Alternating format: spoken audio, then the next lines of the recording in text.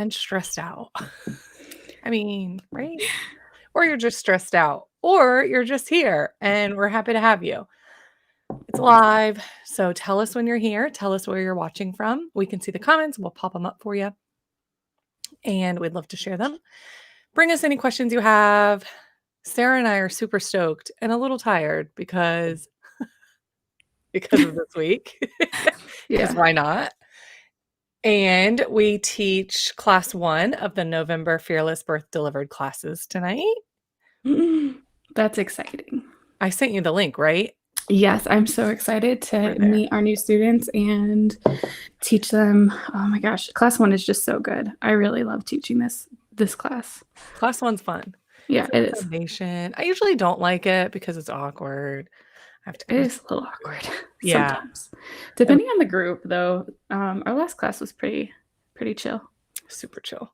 So this video is important to us because I'm not sure. I mean, we're all talking about how stressed and like nervous and anxious people are, but I haven't heard a lot of people talking about how specific to pregnancy this stress specifically can affect you and does affect you. So we're here to validate that there is a lot going on, right? Specifically, well, pregnancy can be stressful. There's a lot to learn. There's a lot to do. You have appointments. Your body is changing. You're nervous about like a baby that you can't see. Is my baby doing okay? You feel different. You have a lot of emotions. Plus, we're in a health crisis. So even if you're not in the US, worried about the election and pending results today, we're all in a health crisis. So like, will I get sick? Will my family get sick? There's this isolation factor because we're not really doing all of the things that we usually do with the people that we usually do them with. Super real. Yes. Sarah. Yes. Well, I won't have you read my mind, but I'll ask you in a second. I think I won't have you read my mind. The difference in pregnancy that's different than just everyday people that are dealing with this baseline anxiety and baseline stress. Pregnancy kind of opens you up to, did you feel different in pregnancy? Like it's opening up a vulnerability where you have to be protective of this child. Very much so. Yeah. And I think it's not only is it like us wanting to be protective of our child, but it's also like a physical change. So we have a lot of like hormones that are like our minds are actually changing as we go through pregnancy. And so yeah, I mean, everything is just a little bit more almost sensitive and vulnerable. Yeah. Yeah, totally. So you're feeling the feels and you may be feeling them in a totally different way. Or you may be feeling like, I don't know if I'm actually like coping the same as I normally could cope. Like I can handle this. Yeah. I'm not handling things. Yeah. Totally real in pregnancy. So why, Sarah, is it important to decompress in pregnancy? Why does this matter? Like, why are we not making a video just for everyone to be like, we should all have less stress? Well, I think it's important, to everybody to have less stress, of course. But especially in pregnancy, not only is it important to keep our stress levels down because it's better for ourselves and our babies, but also we want to make sure that we're practicing keeping ourselves in the parasympathetic nervous system. Sometimes I get them confused. In the parasympathetic nervous system, that's great practice because in labor, it's important that we're not having high stress levels and our brains aren't in perceived danger, because this can really impact our labor, our birth. It can impact our postpartum experience. And having a higher level, like baseline level of stress during pregnancy can make it really hard for us to cope through those things. So it's very important for you if you're pregnant to make sure that we're really focusing on those self-care things and de-stressing, in my opinion. Yeah, that's awesome to bring that up. We talked about that today in class. We do. Yeah, that's awesome to bring it up. I wasn't even thinking, but what great practice to kind of bring down our levels of what can we control, what can we not control in this time, because very similar to birth, even if you're not laboring, you can still feel that like out of control, panicky feeling in birth. What I was going to say is stress hormones have been shown to increase risks for you and baby in pregnancy, Mhm. including preterm labor. And they've studied, I think they've studied medical care providers, and they have a higher rate of preterm labor because of not just like being on your feet, because I hate that term. Activity and exercise is healthy and safe in pregnancy and encouraged. So it's not just being on your feet, but it is the overall stressful environment. Being on your sleep, high stress, high cortisol, um, harder to sleep. You kind of take home that stress sometimes in your body. There's a lot of trauma, which I think probably is more related than just being on your feet. I think it's probably trauma, but of course, that is not part of the study. It's just me just Mhm. making stuff up. Just So making stuff. I'm just Just making using my common sense brain. right. Yes. Yes. One day we'll study that, but you don't want to put yourself and baby in unnecessary higher risk situation, even though you can't really help it. We're not here to be like, you should stress less. Calm down. I think I said that Ugh. recently. Not to anyone. I think I said it to the dog. My husband was like, don't ever say that. Yeah, I that word though that term, calm I down know. I've or conditioned him. relax. Never say that. Relax. I say that to Benny sometimes whenever he's like, "Mom, mom, mom, can you get me some drink? Can you get me some drink? Can you get me some drink?" I'm like, "Relax." And I have to be like, oh, "Stop saying It's not a that." choice. So what Yeah. are you doing this week to decompress? Me. All right. So, I have childcare. Okay, great. No, but seriously, that's so important to have some time, just to focus on myself, what I'm doing, and not have the constant, like, Someone needing you. somebody needing yeah, the constant, like, I can't be in my own brain and in my own, space, so childcare is really helpful, and oh my gosh, Drew. Speaking of Sorry, childcare. Drew's calling me, FaceTiming me. And then also trying my best to stay off social media and not, the mindless scrolling through Facebook. Um, yeah, I mean, those are my main two things. And also, I have my bullet journal, which is, I didn't know that. yeah. And okay, but okay, it's basically just turned into like a notebook.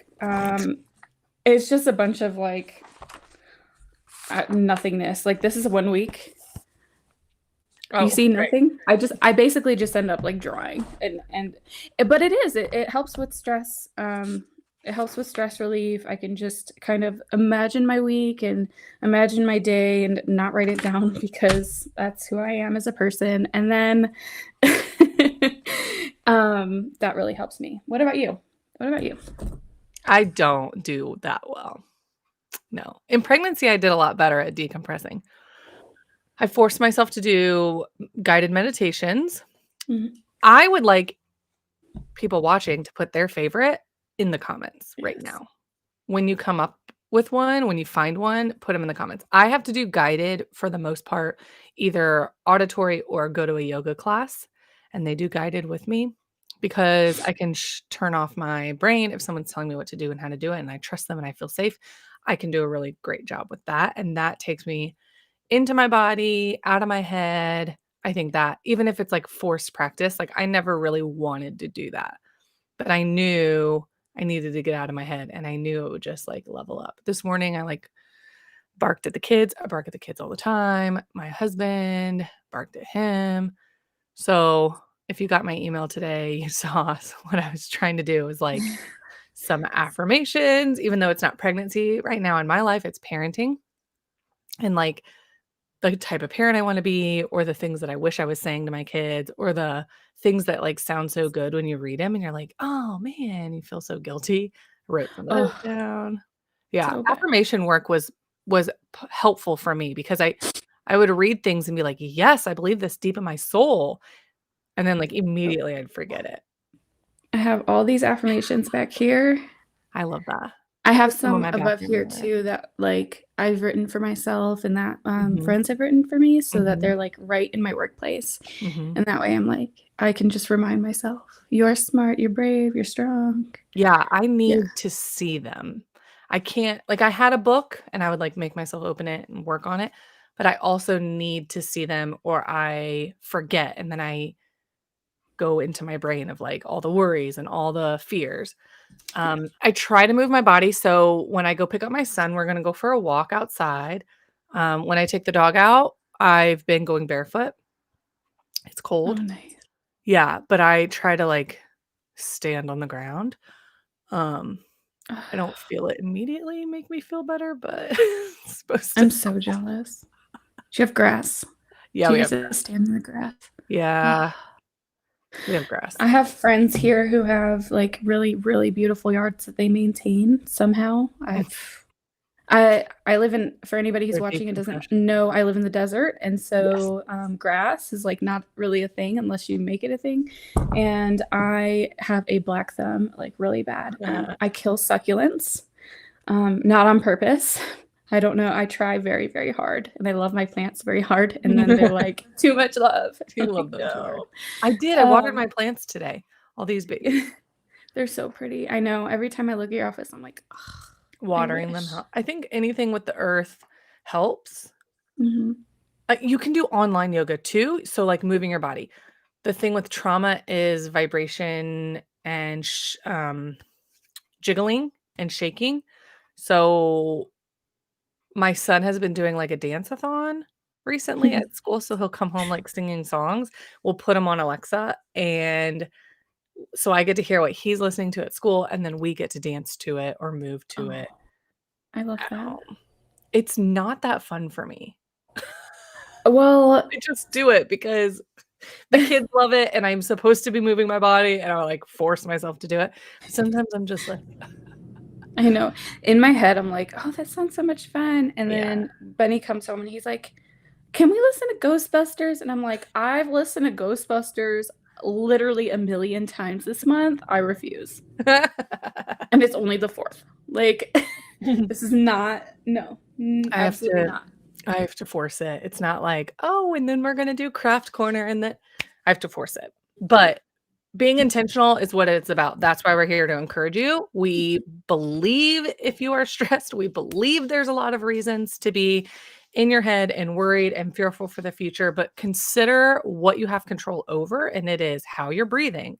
It is trying to be in your parasympathetic and not fight or flight and not focus on the bigger things. You can focus on the little things. You can put your feet on the ground. You can try to stay concentrated in yoga or in a meditation. You can try to find things on Pinterest that resonate and write them down and put them on your bathroom mirror and feel like a silly little dork and be like, I don't know, Mandy does it. Sarah has this journal, so maybe I'll whip mine out. Like whatever is like, oh, I might do that. Even if it's for a day, like you're trying to lower that stress level. You're trying to get Yes. into your body instead of your head. And there are a lot of reasons why it's super important. It's really, really great practice for birth as well. And PS for parenthood, because that's where Sarah and I are at. It's Yeah. not, it's different. It's It's a hard. little different. It's a different hard. And another thing that I like to do as well, that really helps me. So I have a hard time giving myself affirmations and like positive, like self-talk, Mhm. and it's just something that I struggle with a lot. Like I told you the other day, trying to write copy for the website, for a For website of my yourself. own, Yeah. is very hard because I feel like I'm trying to avoid sounding egotistical, but I Yeah. don't want to like undermine what so it's like this weird in between, and it feels like awkward and unsure. But something that helps me sometimes to feel good and to feel kind of more centered is to tell people that I care about what I appreciate about them. And that sometimes just gets the oxytocin flowing, and it makes me feel a little bit like it gets the stress down. So get the oxytocin up and the stress levels down, and so that can kind of help me really get back into like a good frame of mind too. So sometimes my friends might get like a random message from me and be like, just want to let you know. And they're You're like, oh, like, that's so sweet. And I'm like, it's a little self-care. bit selfish, but also like, I love you. No, that's good. People say the best way to make yourself feel better is to do something for others. I've Yeah. definitely heard that. Yeah. So It's that's one okay. of the things that really helps. And then another thing for all of the pregnant folk that are watching, in Fearless Birth Delivered, Mandy and I actually have developed something called the Fear Exploration Tool. And this is something that we go over with our students, and it's really great for writing down things or beliefs or fears or feelings, basically anything that you want to explore and feel better about, and how to work through that and come up with a plan on how to confront it and take it head on. So that's something that you get whenever you take Fearless Birth Delivered. So if you have not signed up, it's important. I can't Go wait for do that it. day. We get to Go do that. do it. Yeah. Yeah. I'm Next excited. class is in February. Yes. Get signed up. Ask for it for the holidays. Get your ticket as a gift. I sent on that note, well, on the note before that, I sent a card the other day. I've sent a few cards in the last few weeks. I sent one to Justina. She should be getting it. She's our friend. Oh, Right? It feels good. It feels good it to like does. write something. It feels good to like focus on somebody else. It feels good to put things in the mail. It feels good to read it. It feels good to get it. It feels good when people get your card and they're like, I just got your card and I needed that today. Yeah. And then Ooh, that makes me feel yeah. good because I'm like, oh my gosh, I'm a great friend. I totally forgot about that 5 days ago. And that's like, Oh. yeah. And that's cool too, because that does make me feel good too. But yeah, it's yeah, I think it's important to just find ways that help you decompress. And that doesn't always mean like yoga. It doesn't always mean journaling. It doesn't always mean like those really stereotypical things that we think of whenever we talk about self-care. It's the things that you have found in your life because you've been living in your body and you've been living in your life for however old you are. And so you know more about what makes you feel good than anybody else does. So like you can read all the blogs, you can listen to all the podcasts or watch all the lives and have people give you ideas on how to practice self-care and decompress. But at the end of the day, it's really just about what you've found is tried and true for yourself and what works for you. And there's no wrong way. There's no right or wrong way. So, yeah. Nails, cooking, Yeah. turning off Ugh. the podcast, turning off the radio when Yeah. you're doing those things, that could help. All right, we want to hear Cooking. from you. What? You said cooking, and I'm like, me, it's ordering in. Self-care is Oh, like not having to cook. sometimes baking, depends on the day. Yeah, I'm not great at baking. I get those like pre-scored cookies. You know what I'm talking about, like Toll House or whatever. Oh, yeah. Oh no, Just those eat. are like, I just recently got to the point where I can cook those and them actually turn out edible. Like that's how bad I am at baking. And I Next time like I'll send Drew you has always cookies. what? Next time I'll send you cookies. I like baking. Oh my gosh. Send me I will eat all the cookies. Cannot make all the cookies. You're supposed to send me a recipe for dinner. I am. I will All send it right, to I you. might do that. It'll make my house smell good. It's really good. The dinner. For Ooh. anybody who's interested, it's called quinoa enchilada casserole. And it's some random recipe that I found online, and it's like basically all canned ingredients. So my kind of recipe, easy to make, pretty quick, and the kids love it. The kids absolutely love it. So Well, I'll let you know. yeah, definitely. Thanks for watching with us. Yes. Thanks for hanging out. We're pretty stressed out. This is our fake it till you make it show. Yeah. This is our what are we gonna do on the day after election day? Yeah. And we have a live that we have to do. We could lay in bed and eat all day, or yeah, Or we'll tell you how to self-care and we'll try. What does Mandy do we'll give again? you all She's the tips of things walking that we outside without cannot do. shoes. Oh my gosh, so pathetic. Oh, and if anybody watching has any ideas that they wanna drop in the comments, please do, because if somebody else is reading this and they haven't really found what, or if you haven't really found what has worked for you yet, and you're just kind of searching for that sweet spot, your idea might be able to help somebody, or you can scan the comments and Yeah. maybe find something that can help you. So let's all kind of band together and get through this together.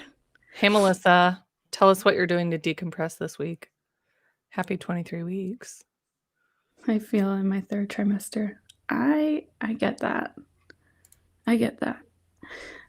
With my second, I remember I was actually already in my third trimester, but I called my doula crying. I was like, I'm going to ask the midwife for an induction. Oh. I cannot do this anymore. I'm just in so much pain and this hurts so bad. And like, I just don't want to be pregnant anymore.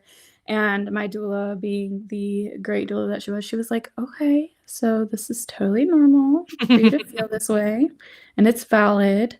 Let's talk about what induction would like. And then by the end of that, of course, like I already knew that like induction wasn't actually what I wanted, but like I definitely considered it because I was like, I'm done. I think everyone does. Yeah. Melissa, see if stretching helps today. Mhm. That's what we're going to do in class tonight, some stretching. Oh, I Yes. can't wait. I know. After my walk, I'm going to be stretching. It's going to feel, maybe we'll sleep tonight. Maybe. It's going to feel Maybe. good. All right, we got to go. Yes, we do. Have a great day. Have a great week. Tell us what you're doing, and we'll see you next week. See you next week.